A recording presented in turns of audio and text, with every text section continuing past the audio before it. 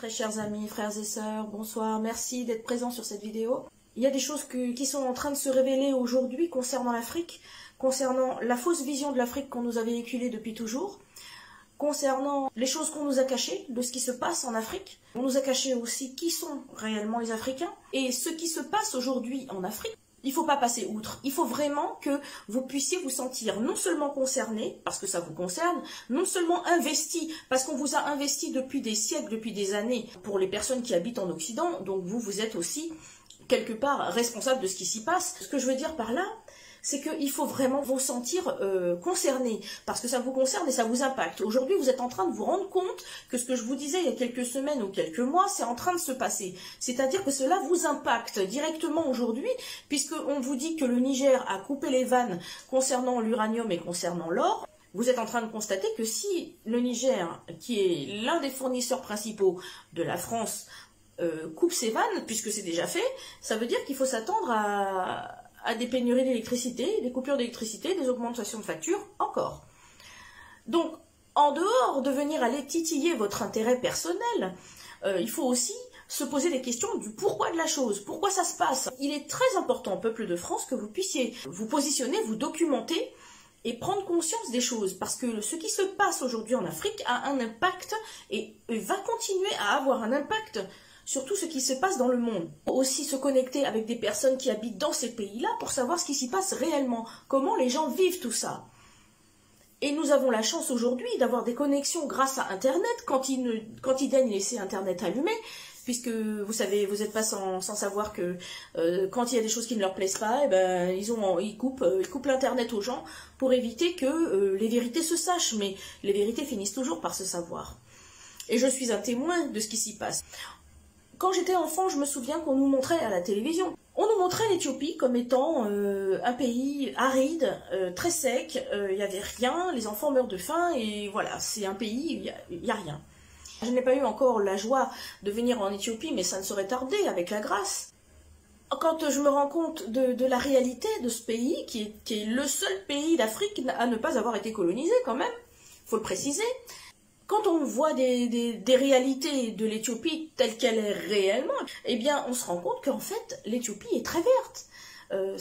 La végétation est magnifique, luxuriante, qu'il y a une tradition ancienne, antique, et que les gens y vivent aussi bien qu'ailleurs et aussi mal qu'ailleurs. C'est-à-dire que dans tous les pays, il y a des gens qui sont à l'aise et pas d'autres. Enfin bref. Et puis on nous a tellement vendu le concept que l'Afrique s'est arriérée, que moi je me souviens que quand j'étais très jeune dans le milieu antillais, à l'époque, il fallait surtout pas dire à un Antillais qu'il est africain. Ah non, non, moi je suis pas africain, je suis antillais. Et aujourd'hui, il y a encore des cas comme ça. Mais Dieu merci que depuis quelque temps, il y a des personnes extrêmement éveillées, connectées, qui cherchent à retourner dans cette connexion-là avec l'origine, la terre-mère originelle.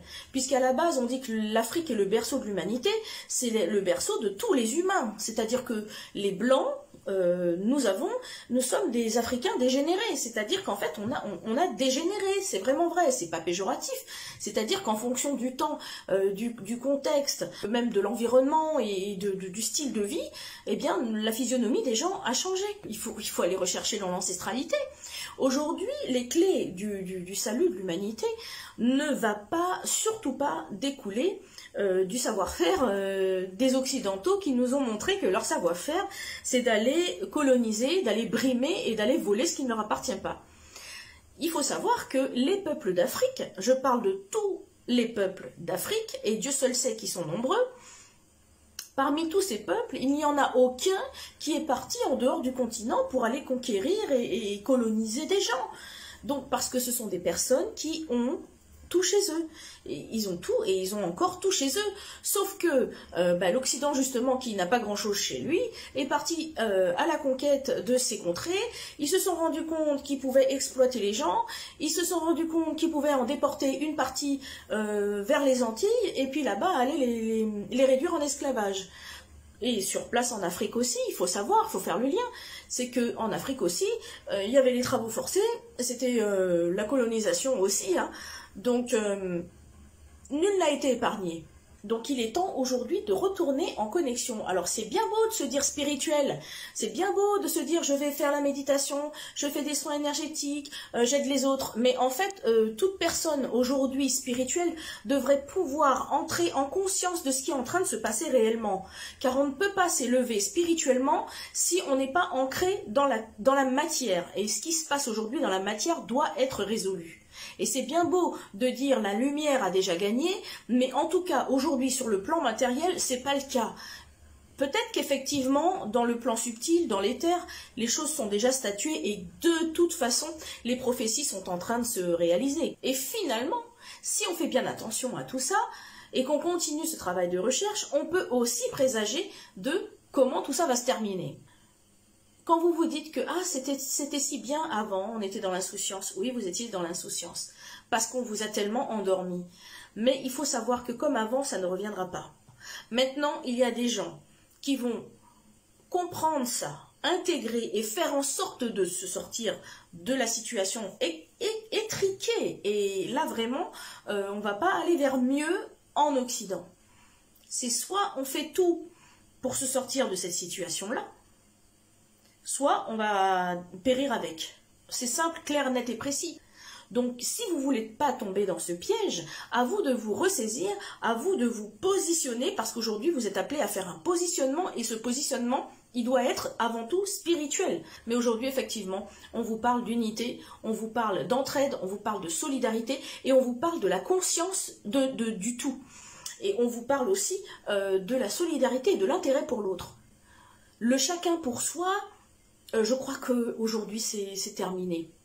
Et il y a des gens qui persistent là-dedans et qui se disent on s'en fout, c'est pas chez nous. Mais aujourd'hui c'est en train de venir devant vos portes, les amis. Ce qui se passe aujourd'hui dans les pays d'Afrique. Tous les mensonges qu'on vous raconte à la télévision, s'il vous plaît, n'en tenez pas compte. Mais le plus important aujourd'hui, ce que je demande au peuple de France, c'est de prendre conscience et de vous solidariser, les amis, de vous solidariser, parce que si vous aidez l'Afrique, vous vous aidez vous-même, et vous sauvez vous-même, et vous sauvez aussi vos enfants. Il y a des choses dans lesquelles on ne croit pas, tant qu'on ne les voit pas, c'est bien dommage. Et aujourd'hui, il y a des personnes qui avertissent les autres, s'il vous plaît, faisons quelque chose ensemble, tous les uns les autres, nous devons nous investir, nous devons nous sentir impliqués, nous devons nous sentir concernés parce que ça nous concerne vraiment tous. On ne peut pas se dire j'habite à l'autre bout du monde, moi ça ne me concerne pas, je m'en fous. C'est pas vrai, ça va venir jusqu'à chez vous. Ce sont les prophéties. C'est des choses qui sont programmées par les lois divines. C'est l'histoire qui est en train de se faire aujourd'hui. Nous devons soutenir les peuples africains qui aujourd'hui essaient de se tirer du joug de l'Occident et particulièrement de la France, les amis. Parce qu'aujourd'hui, l'État français ne veut pas lâcher les 14 pays qui ont soi-disant gagné leur indépendance en 1960, mais depuis aujourd'hui en 2023, elles continuent à contrôler tout ça, à continuer à voler, venir se servir, et les peuples africains continuent à ne rien avoir et à manquer de tout. Pendant que vous avez l'électricité de l'uranium du Niger, pendant ce temps, dans quasiment presque tous les pays d'Afrique francophone, ces pays-là connaissent des coupures d'électricité, alors que l'uranium, il est chez eux. Mais c'est un truc de fou. Ça veut dire qu'en fait, cet uranium-là ne leur sert pas à eux. Il est réservé, vous comprenez ? C'est la même chose. Je peux témoigner aussi. Moi, j'ai vu de mes propres yeux au Gabon.